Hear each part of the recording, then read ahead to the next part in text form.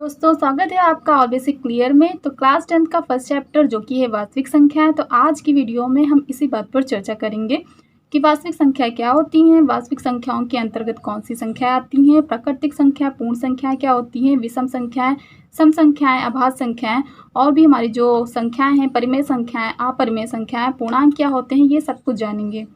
और आगे आने वाली वीडियोज़ में हम इनकी जो प्रश्नावली है, उनके जो प्रश्नों को है उनको हल करेंगे।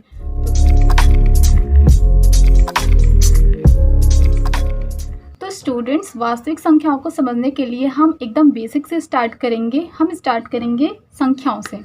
संख्याओं से जैसे कि आपको पता है, संख्याएं यानी कि नंबर्स, हमें कोई भी चीज़ काउंट करने के लिए, उसकी गिनती करने के लिए नंबर्स की आवश्यकता पड़ती है।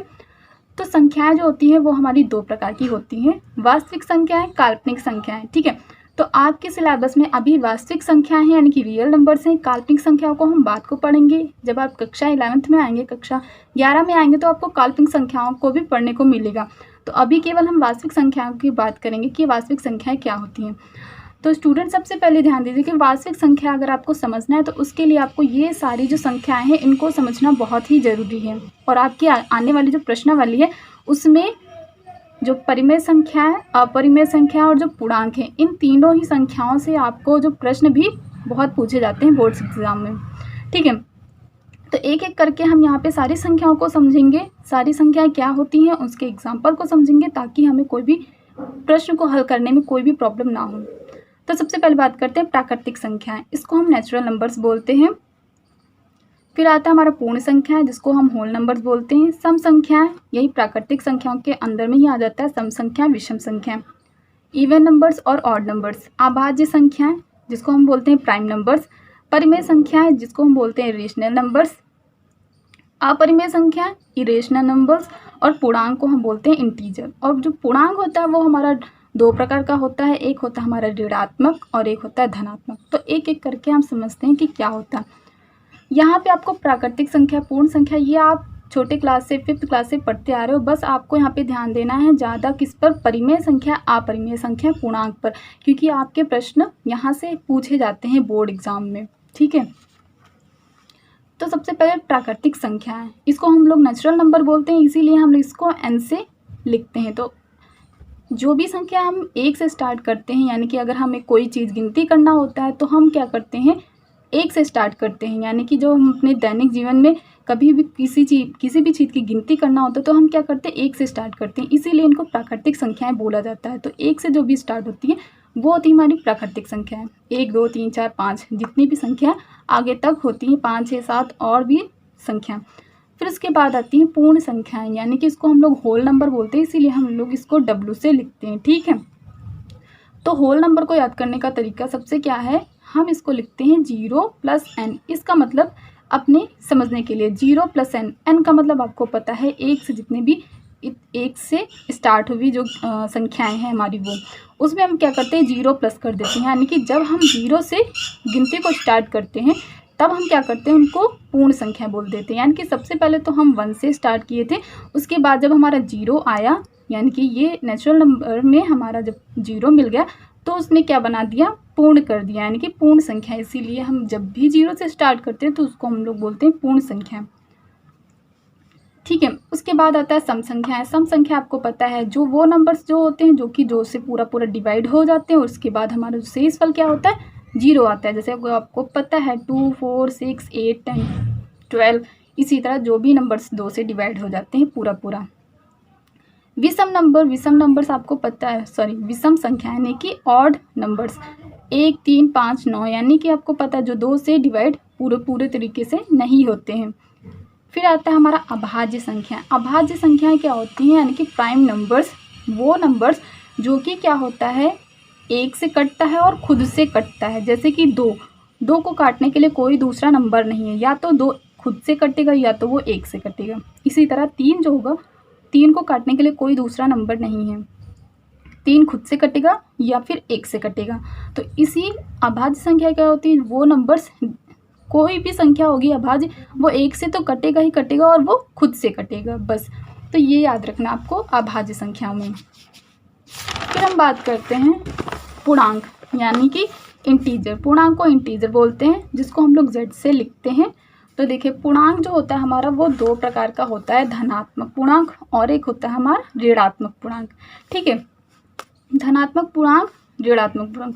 धनात्मक पूर्णांक क्या होती है, जो हमारे प्लस वाले जो नंबर्स होते हैं वो हमारे जो होते हैं वो धनात्मक पूर्णांक होते हैं। ऋणात्मक पूर्णांक क्या होते हैं, जो हमारे माइनस में नंबर्स होते हैं। जैसे कि जब कभी हम एक लाइन पर नंबर्स को लिखते हैं तो कैसे लिखते हैं, जैसे कि हमारी एक पूरी लाइन होती है, यहाँ पे बीच में होता है हम लोग का 0, इस साइड होता है हमारा +1, ठीक है, यहाँ पे होता है +2, यहाँ पे होता है +3, इसी तरह इन्फिनिटिव प्लस तक जाता है।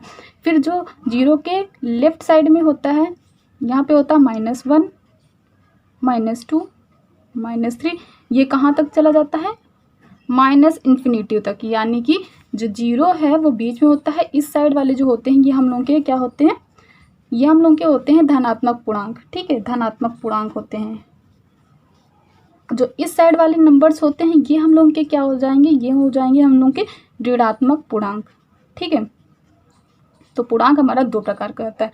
और इससे एक मोस्ट इम्पॉर्टेंट क्वेश्चन बनता है कि जो 0 होता है, शून्य, वो हमारा पूर्णांक होता है कि नहीं। तो पूर्णांक ये होता है, तो शून्य हमारा एक पूर्णांक होता है। ये क्या होता है, ये बहुत इंपॉर्टेंट है, बोर्ड एग्जाम्स में भी पूछा जाता है।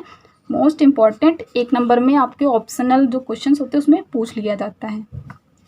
ठीक है स्टूडेंट्स, देन उसके बाद आता है हमारा परिमेय संख्याएं। अब आपको परिमेय संख्या, अपरिमेय संख्या, इसके बीच का जो अंतर है ये समझना आपके लिए बहुत ज़रूरी है, क्योंकि इससे आपको प्रश्नावली जो आगे आप पढ़ेंगे उसमें भी प्रश्न पूछे जाएंगे, साथ में आपके बोर्ड एग्जाम में भी प्रश्न पूछे जाते हैं।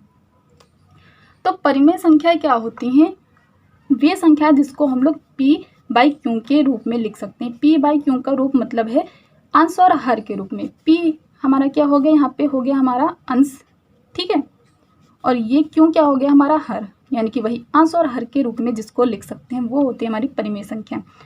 और इसके साथ में हम लोगों को ये भी याद रखना होगा, जो q होगा वो हमारा 0 नहीं होगा। ठीक है, अगर वो 0 बन जाता है, कोई संख्या है, मान लीजिए हमें दिया गया है 4/0, तो ये क्या हो जाएगा, ये हमारी एक परिमेय संख्या नहीं होगी। तो आपसे क्वेश्चंस में पूछ लेगा क्या 4/0 परिमेय संख्या है, तो आप कहोगे ये नहीं है, या फिर आप इस पर गलत का टिक कर दोगे कि हाँ ये नहीं है।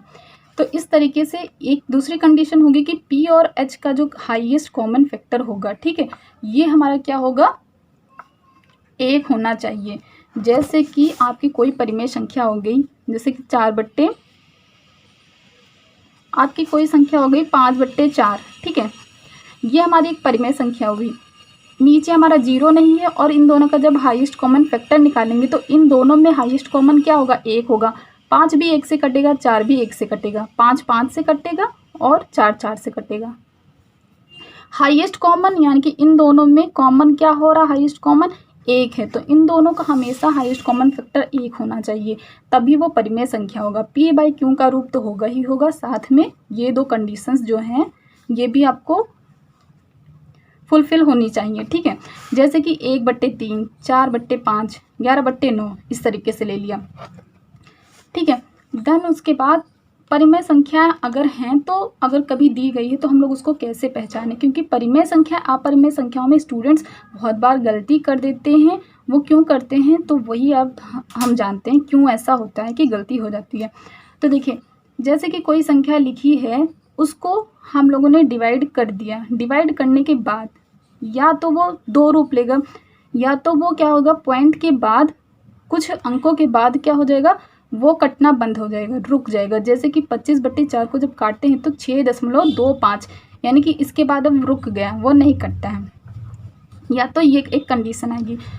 उसके बाद क्या होगा, एक कंडीशन ये आएगी कि जैसे कि कोई संख्या है, उसको हम लोगों ने काटा, पॉइंट के बाद वो रुक नहीं रही है, कटती जा रही है, कटती जा रही है। ठीक है, और वो जो कट रही संख्या वो रिपीट हो रही, जैसे कि 10/3 को जब हम लोग काटते हैं तो 3.3333, आप जितना भी काटते जाओगे कटता जाएगा, इन्फिनिटी तक चला जाएगा।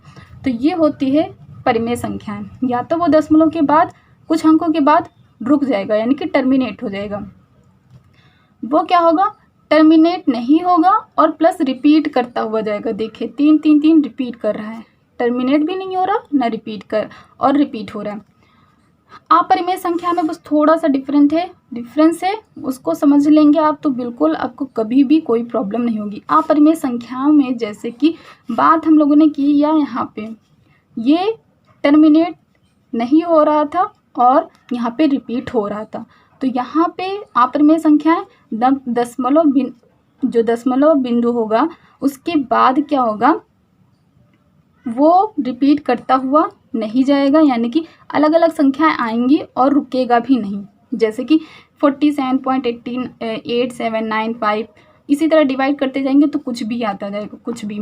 इसी तरह जो हमारी कुछ भाज्य संख्या होती है, इसका जब हम लोग अंडर रूट करते जाते हैं तो वो बहुत आगे तक मतलब वो आती जाती हैं। आपके जो ये नंबर्स होते हैं वो रिपीट नहीं कर रहे होते हैं और पॉइंट के बाद आप कुछ बहुत आगे तक वो कटती चली जाती हैं।